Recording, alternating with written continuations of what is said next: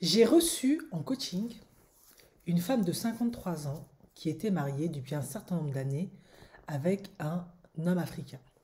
Cet homme africain, lorsqu'elle l'a rencontré, il avait 10 ans de moins qu'elle.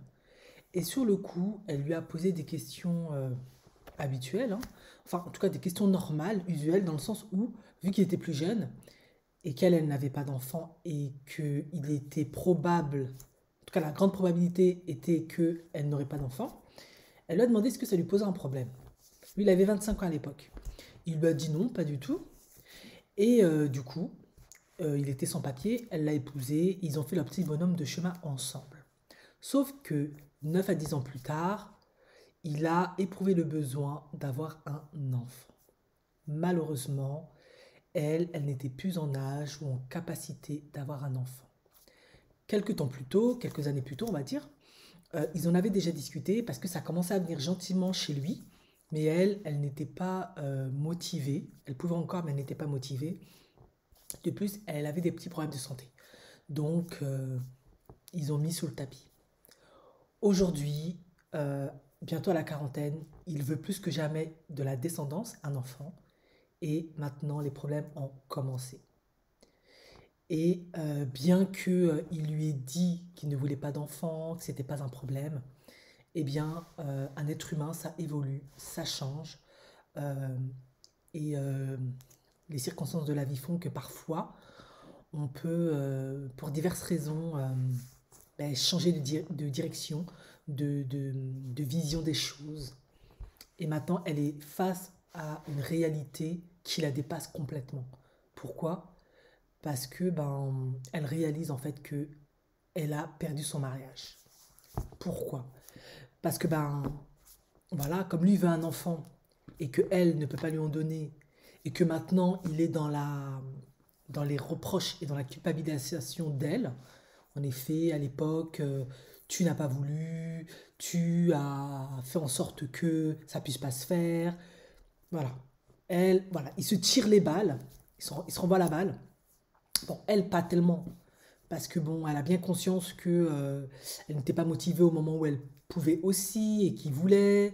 Elle n'allait pas bien. Il y a plein de choses qui font que. Sauf que maintenant, lui, il commence à draguer d'autres nanas. Voilà, ben, vous connaissez comment ça se passe dans la culture africaine, hein. Quand une est stérile, ben tu vas chercher une autre parce que on va pas se mentir, dans la plupart des cultures africaines, il y en a plusieurs, la descendance c'est extrêmement important pour en tout cas préserver la lignée, etc. Et puis c'est important. Maintenant, elle est face à cette réalité. Et qu'est-ce qui se passe? Bah maintenant, il est plutôt distant. Et vous savez, quand les hommes, ils vous aiment plus, ils sont distants, ils vous donnent plus d'attention, d'affection, il y a une froideur, il vous tient plus au courant de ce qui se passe, et il commence à faire des allers-retours en Afrique, etc.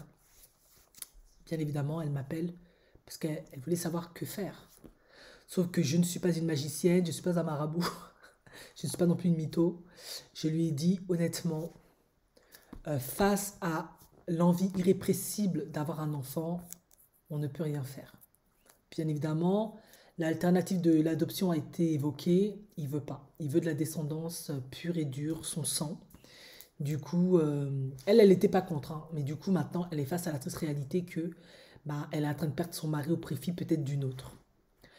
Alors, en tout cas, ce qui a été évoqué en coaching, parce qu'il y a aussi une partie thérapeutique, vu que si jamais les solutions envisagées ne marchent pas, elle risque de faire face bah, au divorce. Et du coup, elle va alors entrer dans une phase de deuil, deuil de la relation, deuil de beaucoup de choses. Et du coup, là, on va rentrer dans un travail thérapeutique pour faire face à la dépression, à toutes ces émotions négatives qui vont la submerger, etc. Mais avant d'en arriver là, l'alternative que je lui ai proposée, en tout cas, c'est une alternative que je propose que vraiment, en tout cas moi, comme je vous l'ai dit, je ne suis pas pour la polygamie, c'est clair et net, je n'aime pas ça. Cependant, c'est une alternative selon la culture de la personne et le souhait de la cliente que je peux proposer. En effet, elle ne voulait absolument pas perdre l'homme en question, elle voulait rester avec lui. Et elle-même me l'a dit, elle est prête en fait à le partager quoi. Maintenant, elle ne veut pas se retrouver dans une relation polygamique où elle est délaissée. Mais après ça, on n'est pas devin. On ne peut pas anticiper le futur, ce qui va se passer. Néanmoins, ne voulons pas se séparer de lui, parce qu'elle a 53 ans, ça fait des années qu'elle est avec lui. Il y a toutes les peurs qui viennent, hein, peur de finir seule, de la vieillesse, elle n'a pas eu de descendance, elle n'a pas beaucoup de famille, etc. En fait, elle n'a que lui, euh, en gros. Ouais, ça c'est dur quand tu es face à des clientes ou des clients qui sont dans ce cas de figure-là, c'est très très dur. Mais ça, c'est les réalités de l'Occident, quoi. Honnêtement, c'est pas toujours facile hein, pour nous, les thérapeutes et coachs, d'entendre ce genre de choses. Mais c'est une alternative, en tout cas, que moi je lui ai proposée. Maintenant, je lui ai dit, c'est le seul moyen pour moi, pour ne pas perdre le gars, en fait. Maintenant, il faut lui en parler, il faut lui demander ce qu'il en pense, en fonction de sa culture, parce qu'en effet, je ne vous l'ai peut-être pas dit, c'est un Africain, mais de confession musulmane. C'est autorisé, c'est toléré. Et s'il est d'accord pour te garder, avoir la deuxième qui lui donne des enfants et se débrouiller pour vous gérer tous les deux, bah, c'est le mieux en fait que tu puisses obtenir dans une circonstance comme ça en fait. J'ai vraiment été honnête avec elle, je fais parce que moi je vois absolument pas qu'est-ce que tu peux faire pour lui interdire d'avoir de la descendance en fait. Quoi qu'il arrive, moi je lui ai dit, il veut de la descendance, il va avoir sa descendance. S'il doit te tromper, d'ailleurs il a commencé déjà à parler avec d'autres nanas, peut-être même qu'il la trompe déjà, il va le faire. S'il doit faire des enfants dehors, il va le faire. Voilà, donc à un moment donné, tu seras face, en tout cas je lui ai dit, tu seras face à une situation où il y aura un bébé qui va prendre le bout de son nez quoi qu'il arrive. Et maintenant, il n'y aura qu'une autre solution qui va s'offrir à toi, soit tu restes, soit tu pars. Et ça se trouve même, il ne voudra même pas te garder. Mais je lui ai dit, avant d'en arriver là, parce qu'elle était encore dans la phase de je veux sauver cette relation, elle était encore dans une phase de déni. Elle ne voulait pas accepter en fait que c'était fini, que lui était passé à autre chose. Et même s'il aimait encore, elle ne peut pas lui donner ce dont il a le plus besoin. Donc, quoi qu'il en soit, il va aller dehors, je lui ai dit. Que ça soit en Afrique ou ici, il ira dehors se prendre une qui va lui faire un enfant. Donc, quoi qu'il arrive, au bout d'un moment, tu seras face à cette éventualité. Donc, si tu ne veux pas le perdre et tu ne veux pas que ça finisse dans des conflits pas possibles, où ça va être encore plus douloureux, humiliant, terrible, parce qu'on connaît nos hommes africains, quand ils veulent te faire dur, là, ils te la font dure, tu te retrouves dans des étapes pas possibles. Je lui ai dit, il vaut mieux anticiper la situation, vu que tu ne veux pas partir, et de lui proposer cette alternative. Fais preuve de plus de sagesse, faut avoir une bonne connaissance de sa culture, et propose-lui cette alternative. Voilà, tu lui dis tout simplement, écoute, j'ai bien compris que tu veux un enfant. Moi, je ne peux plus t'en donner, hélas. Tu ne veux pas non plus un enfant adopté parce que tu veux un enfant de ton sang. Je peux rien y faire, malheureusement. La vie a décidé que c'est comme ça. Les choix qu'on a pris il y a 10 ans font qu'aujourd'hui, on en est là. Toi, maintenant, tu veux un enfant et c'est son droit. Je suis désolée. On ne peut pas lui interdire ça. Il a le droit de vouloir de la descendance. Ce serait cruel et profondément inhumain de lui interdire ça parce qu'il doit rester avec elle. Non. Par contre, ce que je peux te proposer, c'est tu trouves une femme qui peut te faire une descendance, tu l'épouses en elle ou ce que tu veux, en tout cas. Et moi, je reste toujours mariée avec toi, et puis je suis ta première femme, et elle, c'est la seconde femme, et puis voilà, tu as ta descendance, quoi. Et en espérant trouver une qui est d'accord avec ça, en espérant que lui soit d'accord avec ça, et voilà. Autrement, je lui ai dit, et s'il ne veut pas cette option-là, parce que pour lui, il ne s'en sent pas capable, pour lui, il veut vraiment passer à autre chose, parce que peut-être que même s'il t'aime, c'est plus suffisant, il préfère avoir sa propre famille, là, tu vas devoir faire le deuil de ce mariage, de cette relation, euh, et travailler sur cette partie-là de sa vie, aller de l'avant, qu'est-ce que tu peux mettre en place pour faire face, déjà guérir cette blessure-là, ces traumas, ce deuil-là, euh, faire face à la solitude qui va venir au quotidien, te réorganiser, etc.